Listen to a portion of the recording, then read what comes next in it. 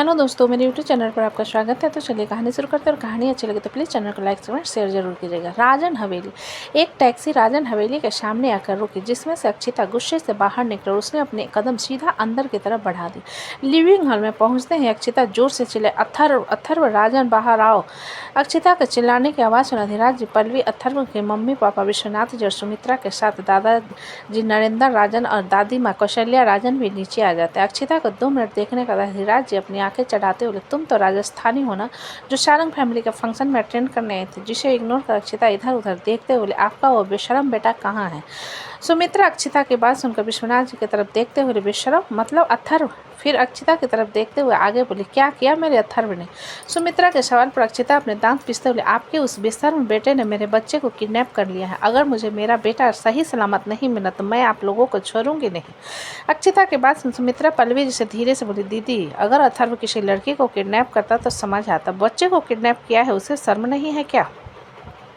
सच में बेशर्म है। जब अधिराज अक्षिता से बोले, इल्ज़ाम कुछ ऐसा लगाओ जिस पर हमारे साथ बाहर वाला भी यकीन कर सके।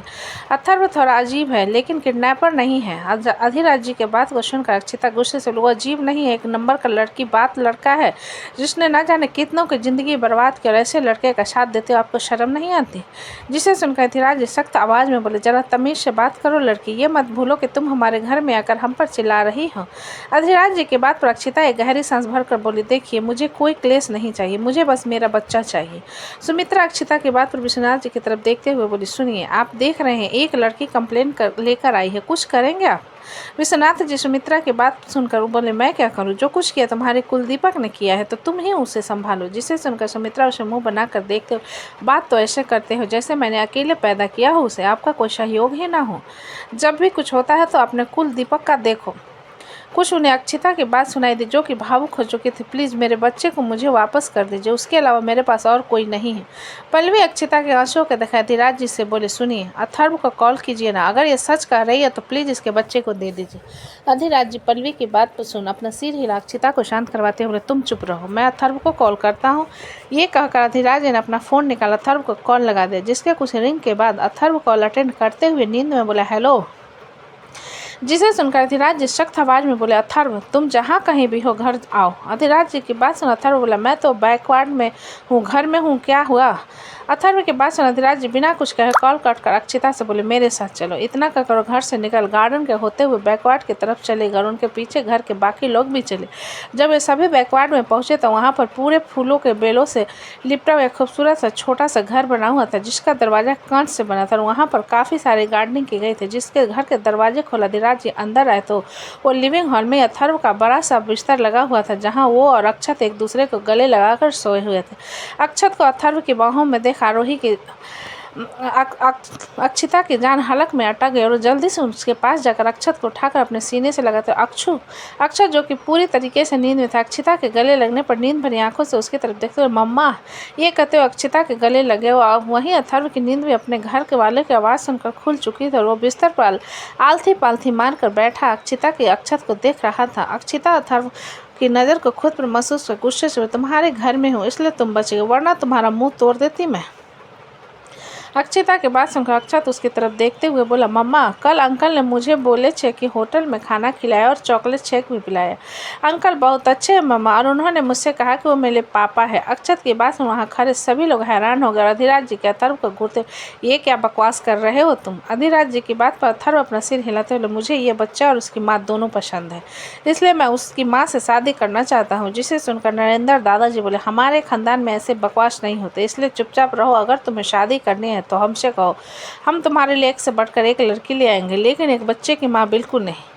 नरेंद्र जी की बात सुना था बिस्तर से उतरते हुए, दादू चिल यार, मैंने अपने लिए ऑलरेडी लड़की चुन ली है और जो मैं कह देता हूँ वो मैं करके रहता हूँ।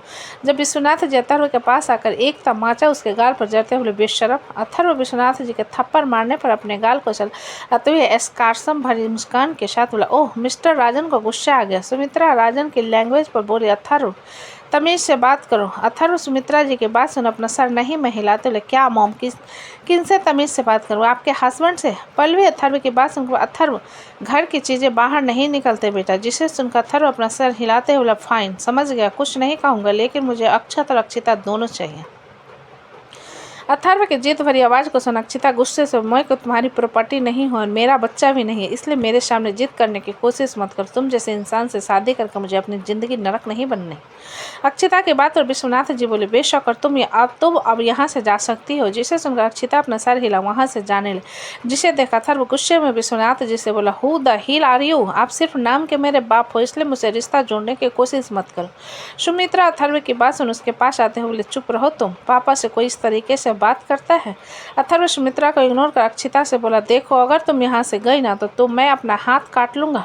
अथर्व की धमकी को सुन घर के सभी लोग हैरान थे। वहीं अक्षिता उसे अजीब नजरों से देखते, तुम लगते क्या हो मेरे, जो तुम्हारी मौत से मुझे फर्क पड़ेगा? मर जाओ, भाड़ में जाओ। और ये कहकर अक्षिता अथर्व को इग्नोर कर अक्षत को लेकर वहां से जाने लगी। जब उसे कांच टूटने की आवाज़ सुनाई दी थी, उसने फिर सिर घुमाकर देखा तो अथर्व ने सच में वहां पर रखे कांच के कॉफ़ी टेबल पर लात मार उसे तोड़कर कांच को उठाकर अपनी नस पर रख लिया। जिसे वो अपने नस पर रखते बोला, खोखली धमकी मैं नहीं देता, तुम यहीं रहोगी। जिसे देखकर विश्वनाथ जी अक्षिता से बोले, ये कुछ भी करता रहता है, तुम जाओ। सुमित्रा विश्वनाथ जी की बात सुन हैरान होते बोले, ये आप क्या कह रहे हैं? वो सच में अपना हाथ काट देगा? आपको कोई फर्क नहीं पड़ता? अथर्व से सुमित्रा की बात सुन अथर्व व्यंग भरी मुस्कान के साथ, किन से सवाल पूछ रही हो मॉम, जिन्होंने आज तक मेरी तरफ मुड़ कर भी नहीं देखा? विश्वनाथ जी अथर्व की बात सुनकर गुस्से से बोले, क्योंकि तुम यूजलेस हो, हर एक काम में तुम्हें हेल्प चाहिए, अकेले कुछ नहीं कर सकते, इसलिए तुम मुझे बिल्कुल नहीं पसंद। विश्वनाथ जी की बात सुन अथर्व अपनी मुट्ठी मजबूती से बंद कर उन्हें इग्नोर कर अक्षिता से बोला, अक्षिता मैंने तुम्हारी फैमिली से बात कर ली है, अगर मैंने तुमसे शादी कर ली तो तुम अपनी फैमिली से मिल सकती हो, मैं कह दूंगा कि ये बेबी मेरा है। अक्षिता अथर्व की बात सुन अपने दांत पीसते हुए, तुम मेरे साथ डील करना चाहते हैं तो अपने कान खोलकर सुनो, मुझे तुम्हारी हेल्प नहीं चाहिए, मैं अपने अक्षु को पाल सकती हूँ। ये कहकर अक्षिता धीराज जी की तरफ देखते हुए आगे बोली, कोई अच्छी सी लड़की देखकर अपनी इस बेटी की शादी करवा दीजिए ताकि मेरी ज़िंदगी में आकर उथल पुथल ना करे। इतना कहकर अक्षिता उस ग्रीन हाउस से बाहर चली गई। जिसे जाता हुआ देख अथर्व कांच को वहीं पर फेंक उसके पीछे दौड़ा, लेकिन बीच में ही अधिराज जी उसके हाथ को कसकर पकड़ गुस्से से बोला, और कितनी इंसल्ट करवाओगे? अधिराज जी की बात सुनकर अथर्व से अपना हाथ छुड़ाते हुए बोला, जितना मुझसे हो सका। जिसने सुन अधिराज उसके गाल पर एक तमाचा मारते हुए गुस्से से बोले, बदतमीज। अथर्व उनके थप्पड़ मारने पर उन्हें इग्नोर कर बाहर जाते हुए, अक्षिता यार देखो, तुम्हारे कारण सबसे मार खा रहा हूँ मैं, रुक जाओ बता रहा हूँ। ये कहते हुए अथर्व अक्षिता के सामने आकर खड़ा हो गया। जिसे देख अक्षिता एक गहरी सांस भरते हुए, तुम्हें क्या चाहिए मुझसे? और तुम भी? अथर्व उन दोनों की तरफ इशारा करते हुए कहा। जिसे सुनकर अक्षिता अथर्व की पूरी घूरते हुए बोले, ऐसा नहीं हो सकता, इसलिए प्लीज़ मुझे शांति से जीने दो मेरे बच्चे के साथ। अथर्व अक्षिता के बात सुन अपना सिर हिलाते हुए बोला, मुझे तुम नहीं पसंद, लेकिन मुझे अक्षत बहुत पसंद है, इसलिए मैं 1 गेट 1 के तौर पर तुम्हें अपने साथ रखना चाहता हूँ। अथर्व की अजीब से लॉजिक को सुनकर अक्षिता इरिटेट होकर, तुम्हें बच्चा चाहिए तो जाकर पैदा कर लो ना, लेकिन मुझे तुमसे बच्चा चाहिए ना, तुम तो नहीं करोगे ना, तो इसलिए मुझे तुम्हारा बेटा चाहिए। अथर्व ने अक्षत की तरफ इशारा करते हुए, जिसे सुन अक्षिता बहुत गुस्से से अथर्व को घूरने लगी। शाम का वक्त इंदौर मध्य प्रदेश। रियो अच्छी नींद के बाद अपनी बालकनी में खड़ा अंगड़ाई ले रहा था जब उसकी नज़र सामने वाले घर की बालकनी पर खड़ी आरोही पर गई। जिसे एक नज़र देख रियो मुँह बनाकर वहाँ से जाने लगा तो आरोही ने उसे कुछ इशारा किया। आरोही के इशारे पर रियो उसकी तरफ देखने लगा और अपना सर उसको उचका दिया, जिस पर आरोही उसे 1 मिनट इशारा कर अंदर गया। रियो खुद से बोला, क्या ये पागल और ज़्यादा पागल हो गई है? इतना सोचते हुए रियो वहाँ से जाने लगा जब उसे आरोही फिर से नजर आए, जिसके हाथ में कुछ बॉयज थे जो व्हाइट पेपर से बने थे, जिसे आरोही रियो को दिखाने लगा। रियो से पढ़ने लगा। आरोही ने सबसे पहले एक बोर्ड निकाला जिसमें से लिखा था थैंक यू। ये देख रियो ने मुंह बना लिया। जब आरोही ने बोर्ड चेंज किया और दूसरे में लिखा था फॉर द हेल्प, उसने फिर चेंज किया, उसमें लिखा था यू गिव मी।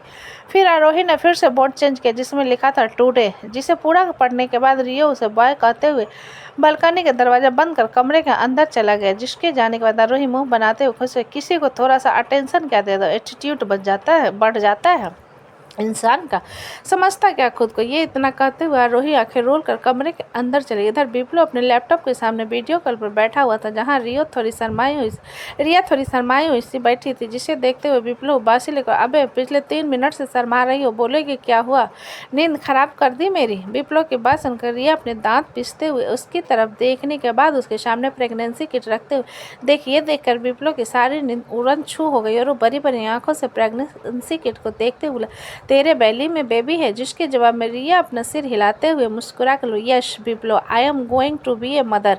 रिया की बात पर बिप्लो एक्साइटेड हुए, तू खड़ी हो और मुझे अपना बैली दिखा। जिसे सुनकर रिया खड़ी होकर अपने शर्ट को ठीक से खींचते हुए बोली, देख मेरा पेट बिल्कुल नहीं निकला है क्योंकि मैं डॉक्टर के पास नहीं गई हूँ, मुझे नहीं पता कि कितने वीक्स हुए हैं। बिप्लो के रिया के पेट को देखते हुए बोले, इसका मतलब तूने ब्रो को नहीं बताया? जिसके जवाब में रिया अपना सिर हिलाते हुए, हाँ मैंने आज मॉर्निंग में ही टेस्ट किया और सबसे पहले तुझे बता रही हूँ क्योंकि तू मेरा लकी वन है। ये कहते हुए रिया फिर से अपनी जगह पर बैठ गई। जिसे सुनकर बिप्लो मुस्कुराते हुए बोला, और देखना तेरे बच्चे मेरी तरह होंगे, और जहाँ तक बात है लकी वन की कि वो तो मैं हूँ, लेकिन ब्रो को बता दे। बिप्लो की बात पर रिया कुछ पल चुप रखकर, बता नहीं क्यों अजीब लग रहा है, पता नहीं क्यों अजीब लग रहा है, और तू प्रेग्नेंट है ना इसलिए ऐसा होता है, मूड स्विंग होते हैं, इसमें ब्रो को ना बताने वाली कौन सी बात है। विप्लो ने आंखें चढ़ाते हुए, जिसके जवाब में रिया अपने पेट पर हाथ रखते हुए, समझ नहीं आ रहा वो कैसे बिहेव करेंगे। जिस पर विप्लो रिया के चेहरे को गौर से देख, कहीं तुझे ऐसा तो नहीं लग रहा ना कि ब्रो खुश नहीं होंगे? अरे वो बहुत खुश होंगे। जिसे सुनकर रिया अपना सर जल्दी से नहीं में हिलाकर बोली, अरे बात ये नहीं है, लेकिन किससे बातें कर रही हो? पीछे से अनमोल की आवाज़ है और अनमोल के स्क्रीन के सामने आ विप्लो अनमोल को स्क्रीन पर देखकर उसे हाई फाई देते हुए बोला, हाय ब्रो। जिसे जवाब में अनमोल बोला, तुम कहाँ उड़न छू हो गए हो? अनमोल ने उल्टा क्वेश्चन पूछने पर विप्लो मुंह बनाते हुए, मैं डेट पर आया हूँ अपनी गर्लफ्रेंड के साथ इंदौर, मोटी को भी लाने वाला था लेकिन नहीं लाया। विप्लो के बाद अनमोल अपना सिर हिलाते हुए, बहुत अच्छा काम किया, और रिया वैसे भी तुम्हारे साथ नहीं जाती क्योंकि वो तुम्हारी तरह मुफ्त में नहीं रहती, उसके काम होते हैं। अनमोल के इनडायरेक्टली विप्लो को बेरोजगार करने पर वह चिढ़ते बोला, आपको पता है मैं दिल्ली जाने वाला हूँ, यूट्यूब की तरफ से मुझे इनविटेशन आया है और मुझे नेशनल क्रिएटर अवार्ड भी मिलने वाला है। जिसे सुनकर अनमोल ताली बजाते हैं, तुमने तो जंग जीत ली, वेरी गुड, बकवास हो गया हो तो तुम मुझे बीवी से बात करनी है, बाद में बात कर लेना तुम। अनमोल की बात सुन विप्लो मुंह बनाते हुए, कबाब में हड्डी। विप्लो के बुदबुहाट को अनमोल से घूरते हुए, कबाब में हड्डी तुम हो क्योंकि मैं उसका हस्बैंड है, तुम नहीं। हाँ तो मैं उसका बेस्ट फ्रेंड हूँ ना, हर बार बीच में आ जाते हो, हम दोनों की दोस्ती के जलकुकरे कहीं के। इतना कहकर विप्लो ने कॉल डिस्कनेक्ट कर दिया। विप्लो कॉल डिस्कनेक्ट करने पर खुद में गुदगुदाते हुए बोले, मेरी मोटी प्रेग्नेंट है, मैं जूनियर डैडी बनने वाला हूँ, मोटी के बच्चे मुझे पापा कहेंगे। ये कहते हुए विप्लो एक्साइटेड होने लगे। जब हिमांशु वहाँ पर आकर, मुझे वो फोटोज़ चाहिए थी। हिमांशु के देख विप्लो कुर्सी से झम से खड़ा हो उसके सामने धमका। जैसे देखकर विप्लो हिमांशु भी घबरा गया और 2 कदम पीछे, तो ये क्या कंगारू की तरफ उछल रहे हो? हिमांशु की बात को इग्नोर कर विप्लो खुश होते बोले, तुम्हें पता है मेरी मोटी प्रेग्नेंट है, मैं जूनियर डैडी बनने वाला हूँ। विप्लो की बकवास को सुनकर हिमांशु सजीव नजरों से देखते हुए, जूनियर डैडी, लेकिन कैसे, उनका तो हस्बैंड है ना। विप्लो हिमांशु की बात तो अपना सिर हिलाते हुए, हाँ उसके बच्चे का फादर मेरे ब्रो है, लेकिन हम दोनों बेस्ट फ्रेंड है ना, तो मुझे मामू तो नहीं कहेगा वरना रिया मेरी बहन हो जाएगी जो वो नहीं है, इसलिए उसके बच्चे मुझे पापा कहेंगे। हिमांशु विप्लो के पास अपनी आंखें चढ़ाते हुए, और तुम्हारे बच्चे तुम्हें मामा कहेंगे है ना? नहीं, मेरे बच्चे तुम मुझे मामा क्यों कहेंगे, वो तो मुझे डैडी कहेंगे, डैडी। विप्लो ने फुल कॉन्फिडेंस के साथ कहा। जिसे सुनकर हिमांशु अपना सिर हिलाते हुए, ठीक है तो मैं तुम्हें अंकल कहूँगी। हिमांशु की बात पर विप्लो मुंह बनाते हुए, ऐसा क्यों, मैं तुम्हारा हॉबी हो जाऊँगा ना? हाँ मेरे हॉबी हो गए, इसलिए रिया दीदी के बच्चे तुम्हारे भाई के भी बच्चे हैं, इसलिए तुम चाचू हो जाओगे, वो तुम्हें डैडी नहीं कहेंगे, मेरे बच्चे तुम्हें डैडी कहेंगे, समझे? हिमांशु ने विप्लो को घूरते हुए कहा। हिमांशु के बाद फिर विप्लो 2 कदम पीछे होते बोला, हाँ तो तुम सीधा सीधा भी बता सकती हो ना, चिल्ला क्यों रही हो? हिमांशु विप्लो के कदम पीछे लेने पर उसके सामने अगर, मेरे बच्चे तुम्हें डैडी कहेंगे, कोई और नहीं, इसलिए दोबारा ये बकवास मत करना। जिसे सुनकर विप्लो जल्दी से अपना सिर हिला दिया तो हिमांशु वहाँ से जाते हुए, शाम की चाय के लिए नीचे आ जाओ, ये कहकर हिमांशु कमरे से बाहर चले। जिसे जाता हुआ देख विप्लो खुद बहुत एग्रेसिव है, मेरे लिए मज़ा आएगा। इतना कहते हुए विप्लो खुश होकर कमरे से बाहर चला गया। इधर कॉल कट होने के बाद अनमोल रिया को देख रहा था और रिया उसे नजरें चुरा रही थी। जिसे देखते अनमोल रिया के पास आकर उसे सूंघने लगा तो रिया उसके सीने पर हाथ रख उसे खुद से दूर करते हुए, ये क्या कर रहे हो तुम? जिसे सुन अनमोल रिया के हाथ को पकड़ते हुए बोले, तुम्हारी खुशबू अजीब है, क्या मैं जो फील कर रहा हूँ वो सच है? अनमोल के सवाल पर रिया उसे अपने हाथ को छुड़ाते हुए, क्या कुछ भी उलझी हुई बातें कर रहे हो? अनमोल रिया के बाद पर उसे कमर से पकड़ अपने नज़दीक लाकर उसके पेट पर हाथ रखते हुए बोला, यू आर प्रेग्नेंट। अनमोल की बात सुन रिया उसे बड़ी बड़ी आंखों से देखने, जिसे देखते अनमोल आंखें पार चढ़ाकर बोला, तुम प्रेग्नेंट हो है ना? अनमोल के सवाल पर रिया उससे दूर होते हुए, तुम्हें किसने बताया? जिसके जवाब में अनमोल उसके गले को सहलाते हुए बोला, तुम्हारी प्रेगनेंसी की खुशबू बदल गई है और फ्रेगनेंस की खुशबू बदलकर मैं तुम्हारे बच्चे को महसूस कर सकता हूँ। अनमोल की बात पर रिया उसे बड़ी बड़ी आंखों से देखने लगी। जिसे देखते हुए अनमोल बोला, मैं झूठ नहीं बोल रहा हूँ, हम डॉक्टर के पास चलें? अनमोल के सवाल पर रिया ने अपना सर हिला दे जिसे देख अनमोल मुस्कुराते हुए, रिया इस बार मैं हमारे बेबी को कुछ नहीं होने दूंगा। जिसे सुनकर रिया अपना सिर हिलाते हुए, और मैं भी। तो दोस्तों कहानी कैसी लगी मुझे कमेंट में लिखा। अच्छी लगे तो प्लीज़ चैनल को लाइक करें, सब्सक्राइब करें और ज़्यादा से ज़्यादा शेयर करें। कहानी को पूरा सुनने के लिए धन्यवाद।